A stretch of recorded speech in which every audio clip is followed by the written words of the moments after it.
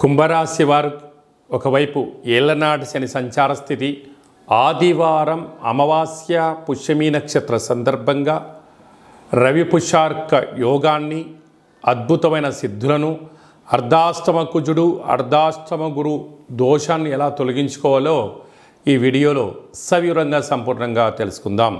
కుంభరాశిలో ఏ నక్షత్రాలు వస్తాయనగా ధనిష్ఠా నక్షత్రంలోని 3వ పాదం, 4వ పాదం, శతభిష నక్షత్రంలోని 4 పాదాలు, పూర్వాభాద్ర నక్షత్రంలోని 1, 2, 3 పాదములు కలిపితే కుంభరాశి అవడం జరుగుతుంటుంది. అలాగనే చాలామందికి పుట్టినటువంటి కాల సమయంలో డేటా ఆఫ్ బర్త్లో లేనటువంటి కారణం వలన పేరు యొక్క మొదటి అక్షరాన్ని అనుసరిస్తూ ఆ రాశిని తెలుసుకునే ప్రయత్నం చేద్దాం. గో, సా, సి, సు, సే, సో, దా, ది, దుమ్ అనేటువంటి అక్షరాల వారందరూ కూడా కుంభరాశి జాతకులే. కుంభరాశి యొక్క అధిపతి శని భగవానుడు.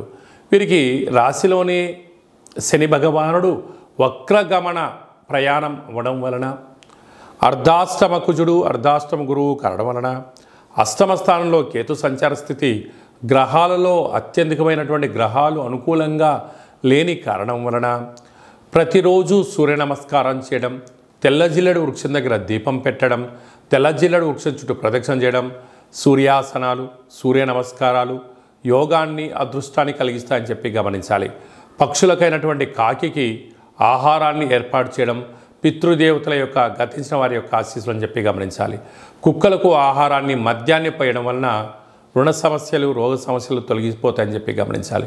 ఇంకొంచెం ఓపిక కలిగింది, తెల్ల జిల్లెడు వృక్షంలో మధ్యలో ఉండబడిన వినాయకుడి రూపాన్ని తీసుకుని వచ్చి సింధూరం పూసి ఇంట్లో పెట్టుకొని తాంత్రిక కాళభైరవ లక్ష్మీ గణపతి హోమాన్ని చేసుకొని ఇంట్లో పెట్టుకున్నట్లయితే ఆరోగ్య సిద్ధి, ఆనంద సిద్ధి, లక్ష్మీ సిద్ధి, వాహన సిద్ధి, ఐశ్వర్య సిద్ధి, విదేశాన సిద్ధి, కటాక్ష సిద్ధి, రాజయోగ సిద్ధి, అమృత సిద్ధి, కలశ సిద్ధి అనేటువంటి 16 రకాల సిద్ధులు కుంభరాశి వారు సొంతమవుతాయని చెప్పి గమనించాలి. కనుక మనమందరము కూడా ఈ చిన్న పరిహారాన్ని చేసుకుందాం. వక్ర గమనంలో శని దోషాన్ని తొలగించుకుందాం. గ్రహ దోషాలు తొలగించుకొని ఐశ్వర్యానికి, ఆనందానికి మనమే కేంద్ర బిందువులో అవుదామని చెప్పి గమనించాలి. కనుక మీ జన్మ నక్షత్రం రోజున అష్టమి అమావాస్య తిథి ఎందున దూర వాయు జల ప్రయాణాలు పెట్టుకోవద్దు. వీలైనంత వరకు మౌనం, ధ్యానం, ఆధ్యాత్మికత, ప్రశాంతతకు కేంద్ర బిందువు మీరు అవ్వగలిగితే మంచి కాలము మీదే అని చెప్పి గమనించాలి.